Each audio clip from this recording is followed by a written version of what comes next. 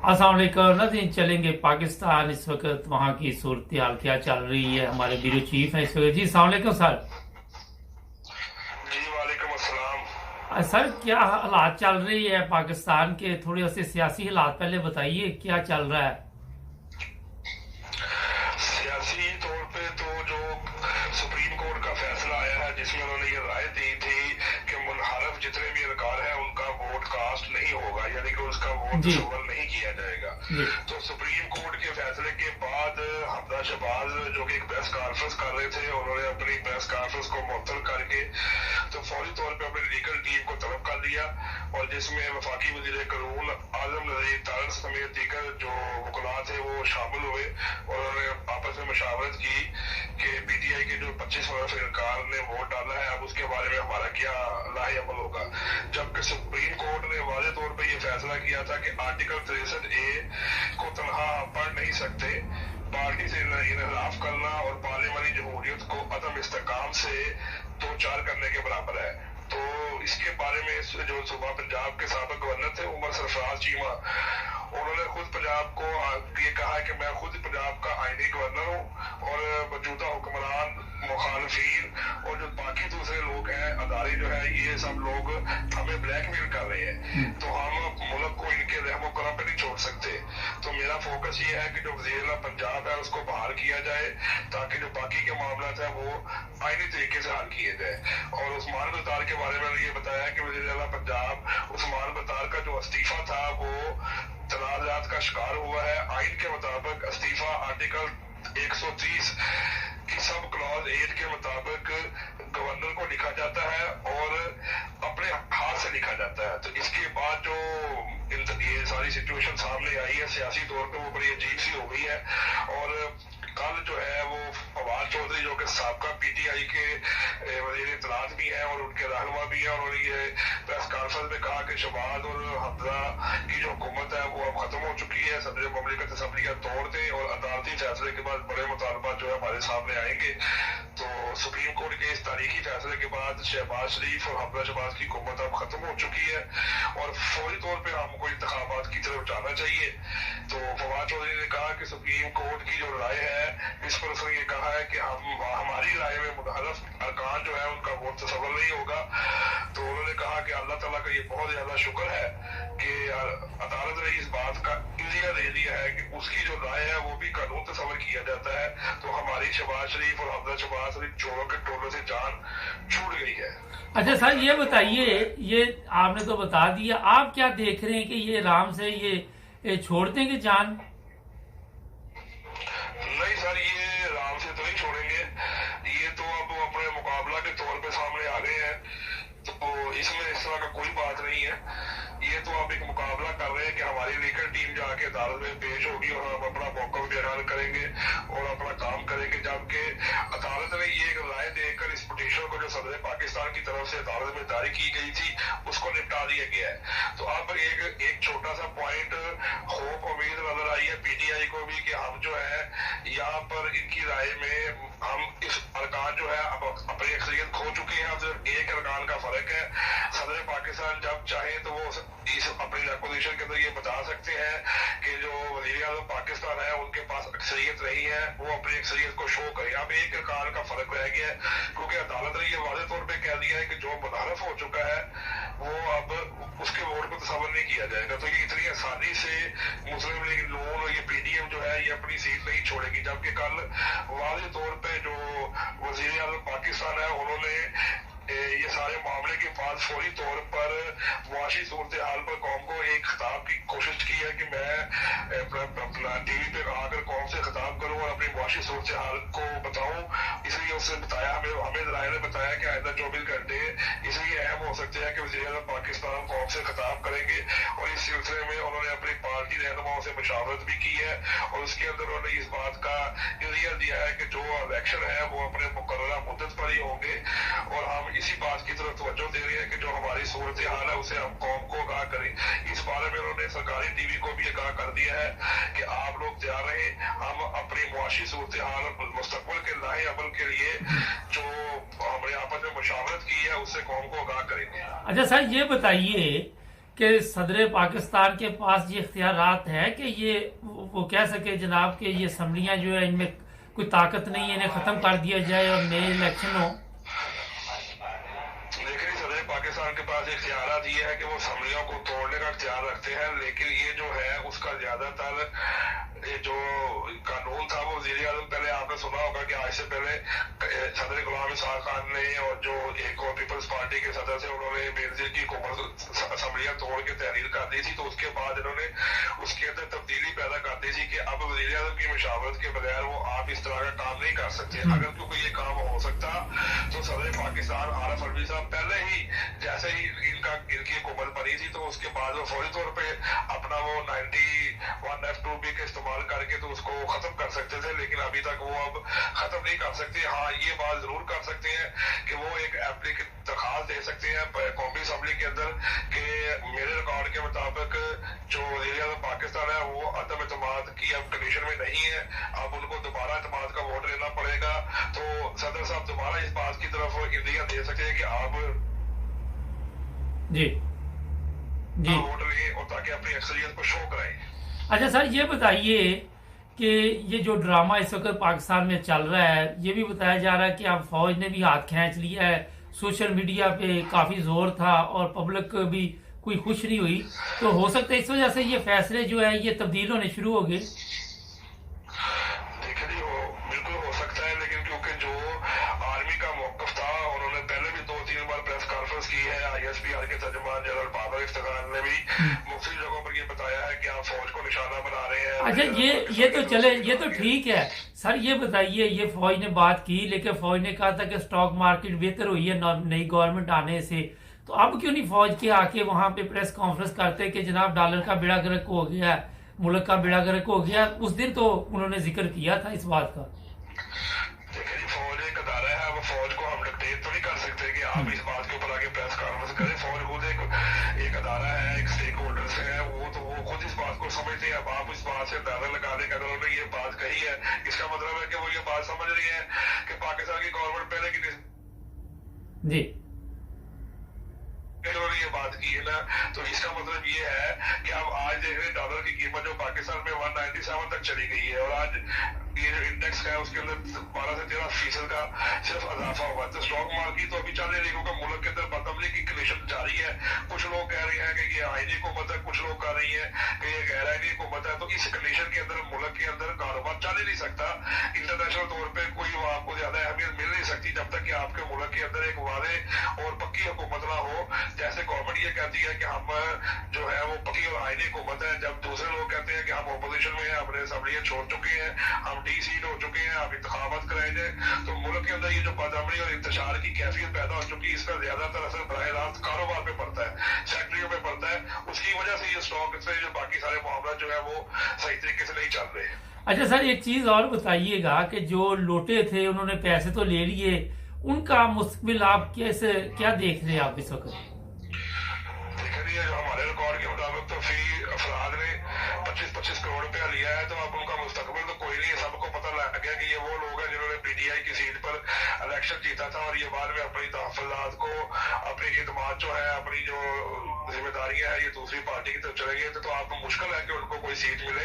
हाँ, अलबत्ता PDM अगर उनको मौका देती है, PDM स्ट्रॉन्ग तरीके से उनको देती तो वही उनको अपने मुस्तकबिल में आने वाले इंतखाबात में मुश्तरका तौर पर सीट दे सकती है, क्योंकि दूसरी किसी पार्टी में उनको सीट नहीं मिल सकती। और लोगों का जो रवैया है और ये जितने भी लोग हैं ये उनके बहुत ज्यादा शदीद मुखालिफ है और उनसे इनहराफ कर रहे हैं। नहीं तो वो ये कैसे उनको अपनी सीट पे खड़ा करेंगे जब वो लोग उसके उनके खिलाफ है और उनको पता है कि ये जीतेंगे भी नहीं, तो कौन देता टिकट फिर वहां पे सर? देखिए जी, PDM के अंदर जितने भी लोग हैं सबको पता है कि PDM जो है वो पावर में नहीं थी। PDM मुश्तरका तौर पर सब आपस में मिलकर 3-4 जमातों ने इश्तराक करके PDM बनाई है।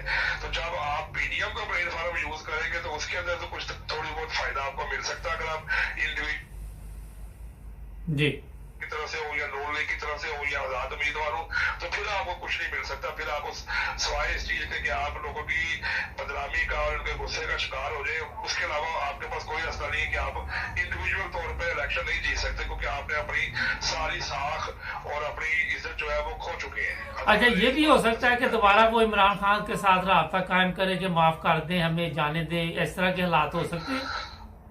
जी बिल्कुल, पार्टी चेयरमैन है, अगर वो चाहे तो पार्टी के जो इनहराफ करने वाले लोग हैं उनको माफी देकर दोबारा या जो इसकी वजह से उनको पार्टी से निकाला गया है या उनके ऊपर जो तहफात है, वो पार्टी का चेयरमैन चाहे तो उसको दूर कर सकता है, उसके साथ अपने आप शामिल हो सकता है। ये तो चेयरमैन जो पार्टी के हैं, जो जिस तरह आसिफ अली जरदारी है, मुस्लिम लीग नून शहबाज शरीफ है और ये इमरान खान साहब है, ये जिसको मर्जी अपनी पार्टी में शामिल होने का मौका दे सकते हैं, तो ये एक दूसरे के साथ ताउन कर सकते हैं। इस तरह अगर वो चाहे तो ये बंदे वापस आ सकते हैं। तो जो 25-25 करोड़ लिया है वो वापस देंगे अब ये?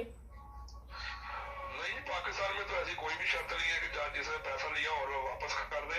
ये तो अब पैसे जो इनके पास चले गए हैं। अब दूसरी बात तो ये लगता नहीं कि इमरान खान साहब इनको माफ करके दोबारा मौका देंगे, क्योंकि इनकी इन अफराद की वजह से इमरान खान साहब की हुकूमत चली गई है।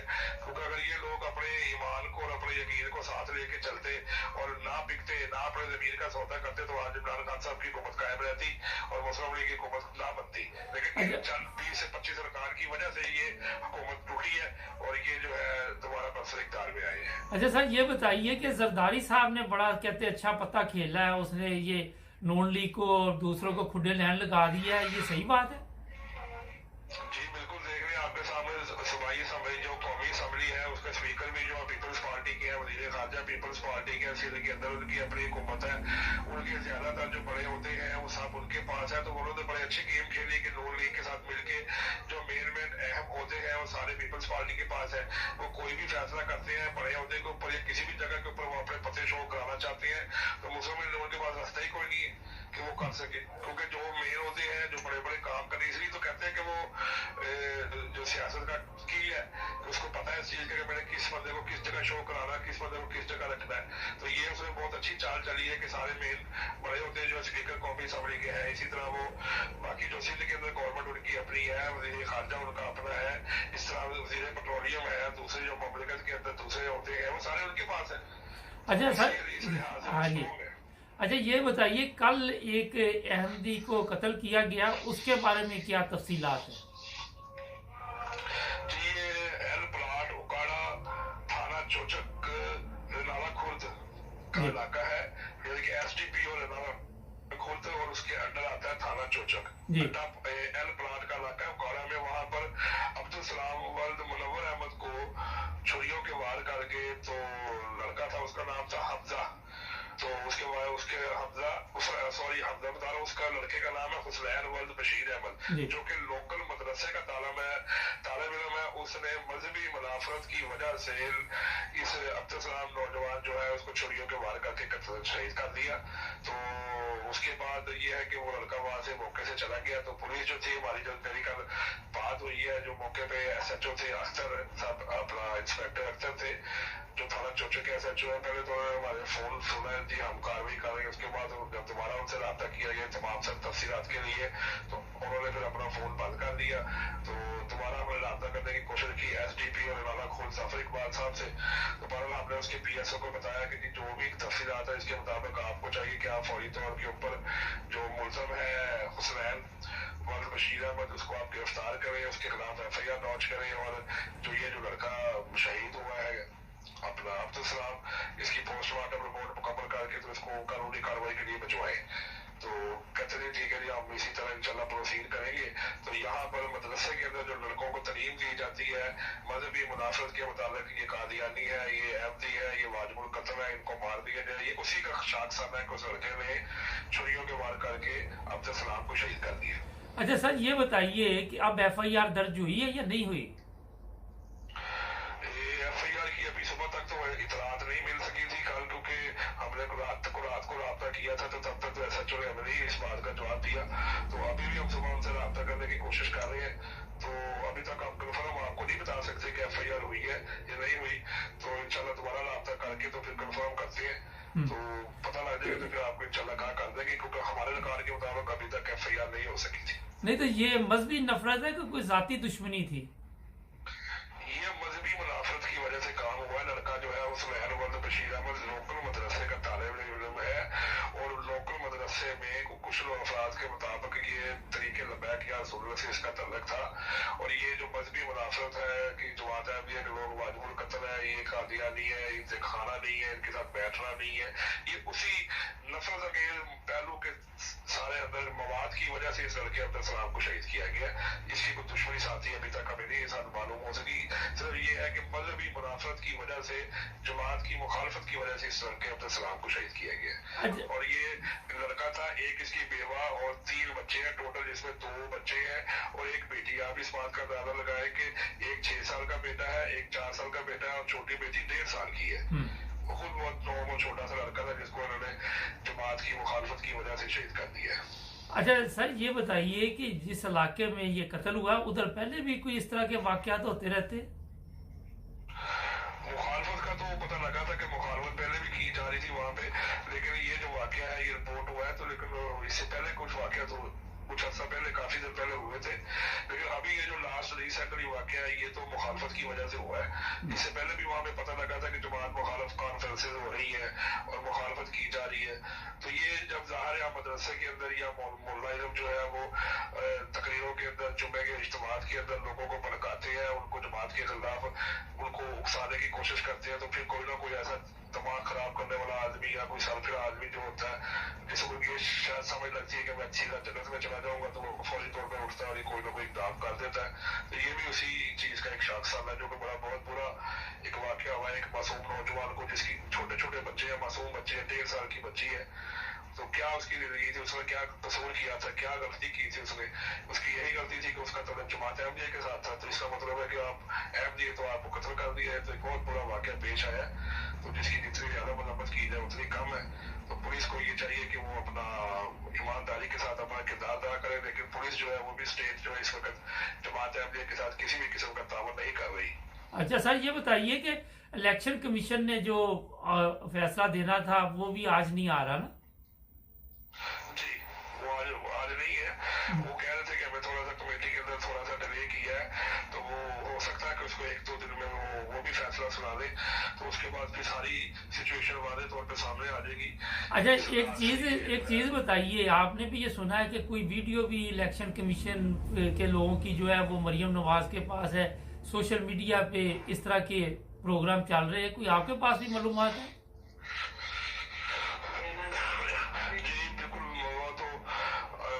तो इस किस्म की हमने भी सुनी है कि उनके पास वीडियोस हैं जो कि काफी तादाद में है, लेकिन अभी तक अब इस बात की सच्चाई तो मरियम नवाज ही बेहतर जानती है कि वो किस हद तक है और कब वो इसको ओपन करेगी, किस लिहाज में किसको एक्सपोज करेगी। लेकिन अभी तक के वादे सबूतों के मुताबिक तो वो बड़ी कॉन्फिडेंस में है कि हमारे पास तमाम सबूत है, और अगर हमारे साथ हक सच के ऊपर फैसला ना किया गया तो फिर मैं वो सारी वीडियोस जो है वो ओपन कर दूंगी, तो फिर दूध का दूध और पानी का पानी सारी आवाम के सामने आ जाएगा। आखिर में सिर्फ ये बताइए कि कोई महंगाई कम हुई है, कोई मुर्गी का गोश्त सस्ता हुआ, कोई चीज सस्ती नजर आ रही है? जी, मुर्गी के गोश्त के हवाले से बात ये है कि ये 2 दिन के अंदर 40 रुपए मुर्गी का गोश्त मजीद महंगा हो गया। अब 430 रुपए पे गोश्त की कीमत चली गई है और अंडे की कीमत में 12 रुपए दर्जन इजाफा हो गया। हालांकि ये मई और जून का शदीद गर्मी का मौसम है, इस मौसम में मुर्गी और अंडे सस्ते हो जाते हैं, जबकि ये पिछले 3-4 दिन में बहुत ज्यादा महंगाई हो गई। इसी तरह दालें और आटे की कीमत में 20-20 रुपए का इजाफा हो गया है। तो अगर आप ये कहें कि सवाए पेट्रोल की कीमत को बढ़ाने के उसकी कीमत को इस्तेकाम रखा हुआ है, बाकी अभी तक जो महंगाई है वो 5 से 7% ऊपर की तरफ गई है, नीचे की तरफ नहीं आई। बहुत शुक्रिया सर आपका, थैंक यू जी, अल्लाह हाफिज। नाज़रीन, पाकिस्तान से हमारे ब्यूरो चीफ अभी पाकिस्तान की ताज़ा सूरत हाल आपको बता रहे थे। मजहबी नफरत के बारे में मैं आपको ये कहना चाहूँगा कि अफसोसनाक वाक़यात है।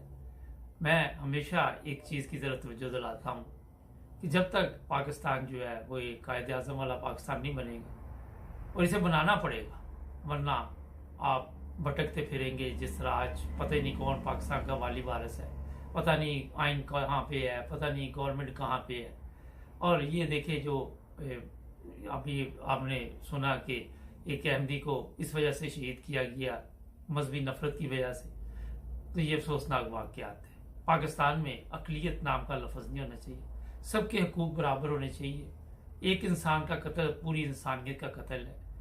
तो इस बारे में जो हमारे जिम्मेदार लोग हैं उन्हें भी सोचना चाहिए, पुलिस को FIR दर्ज करके फौरन गिरफ्तार करना चाहिए, मुकदमा दर्ज करना चाहिए। हमारे चैनल को सब्सक्राइब करें, जुड़े रहे हमारे साथ। मिलेंगे नए प्रोग्राम में, अपना ख्याल रखें।